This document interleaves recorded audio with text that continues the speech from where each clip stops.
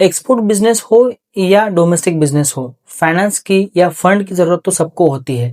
लेकिन एक्सपोर्ट में ज्यादातर अगर आपका पेमेंट साइकिल डिले है या फिर आप कनाडा जैसे कंट्री या यूएसए में जैसे कंट्री में एक्सपोर्ट कर रहे हो और अगर आपका पेमेंट टर्म डीपी है, तो वो केस में बायर से पेमेंट आने के लिए आपको टाइम जाता है।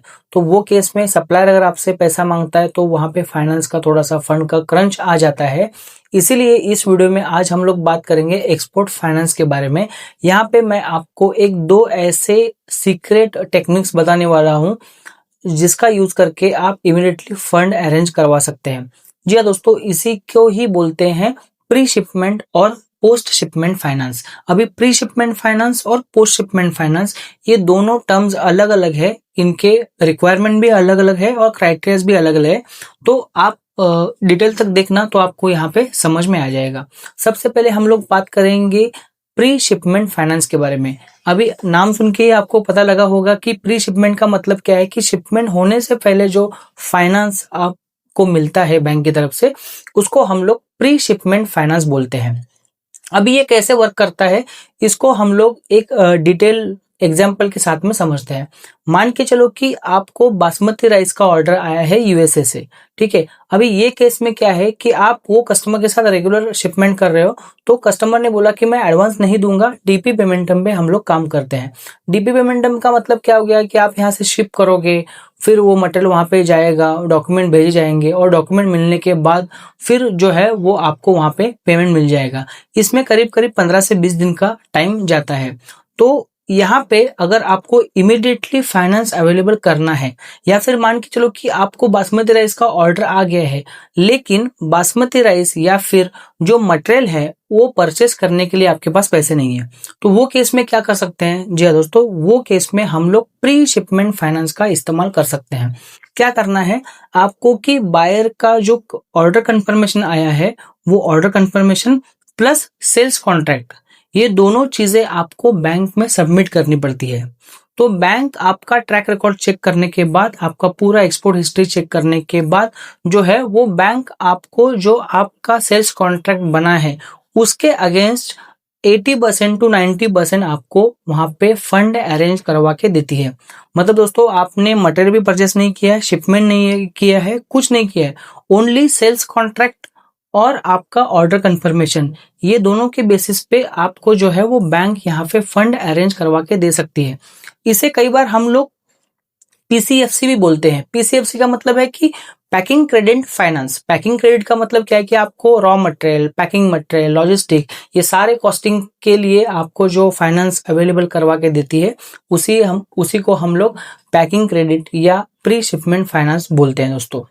तो ये केस में क्या होता है कि ये फाइनेंस जो अवेलेबल होता है वो आपको बहुत ही कम इंटरेस्ट रेट पे यहाँ पे अवेलेबल किया जाता है। तो इसीलिए आप अब जब भी एक्सपोर्ट कर रहे हो किसी भी कंट्री के साथ में जिसका ट्रांजिट टाइम बहुत ही ज्यादा है, तो वो केस में आप ये पैकिंग क्रेडिट का इस्तेमाल कर सकते हो मटेरियल परचेस करने के लिए। तो ये हो गया दोस्तों प्री शिपमेंट फाइनेंस के बारे में, जहां पे विदाउट डूइंग एनी शिपमेंट आपको जो है वो फंड यहाँ पे इशू करती है बैंक, वो भी विथ वेरी लो इंटरेस्ट।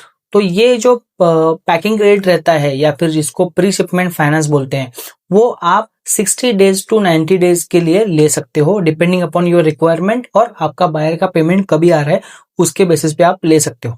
उसके बाद हम लोग बात करने वाले हैं दोस्तों पोस्ट शिपमेंट फाइनेंस के बारे में। अभी पोस्ट शिपमेंट का नाम सुनते ही आपको समझ में आया होगा कि ये जो फाइनेंस अरेंज करती है बैंक, वो करती है आफ्टर शिपमेंट।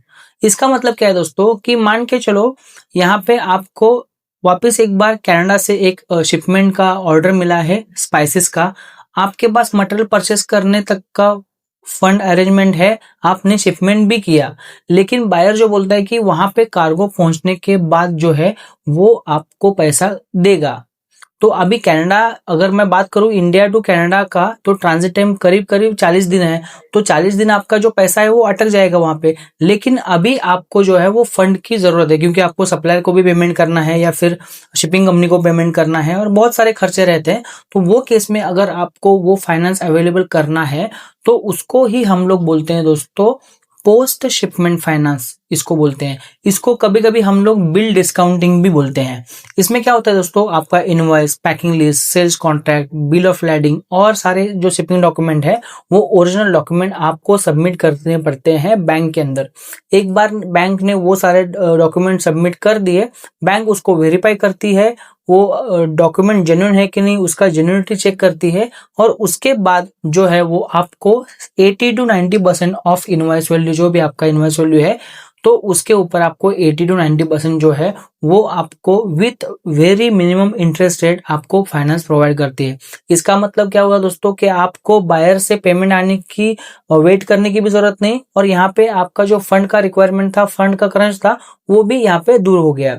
लेकिन यहाँ पे दो फर्क क्या है प्री शिपमेंट फाइनेंस और पोस्ट शिपमेंट फाइनेंस में।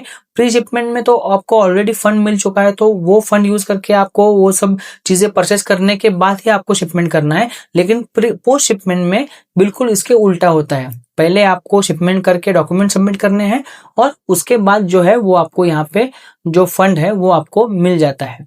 तो ये था दोस्तों प्री शिपमेंट और पोस्ट शिपमेंट फाइनेंस के बारे में, जहां पे मैंने सारी चीजें आपको स्टेप बाय स्टेप एक्सप्लेन की है। इसमें और एक पॉइंट मैं आपको ऐड करना चाहूंगा, वो है एलसी डिस्काउंटिंग का। अगर आप एडवांस पे नहीं काम कर रहे हो या फिर डीपी पेमेंट टर्म पे काम नहीं कर रहे हो, अगर आप एलसी पे काम कर रहे हो, एलसी पेमेंट टर्म चूज करके अगर आप काम कर रहे हो, तो वो केस में आपको एलसी सबमिट करने के बाद भी आपको 80% जो है वो एडवांस अमाउंट यहाँ पे मिल जाता है। इसी को हम लोग एलसी डिस्काउंटिंग बोलते हैं। तो वो जो फंड है आप मटेरियल परचेस के लिए, रॉ मटेरियल के लिए या प्रोडक्शन के लिए, लॉजिस्टिक के लिए, किसी भी हिस्से में आप वो यूज कर सकते हो। लेकिन एक ही उसमें जो टर्म्स एंड कंडीशन है कि आपका पेमेंट टर्म जो है वो एलसी होना चाहिए।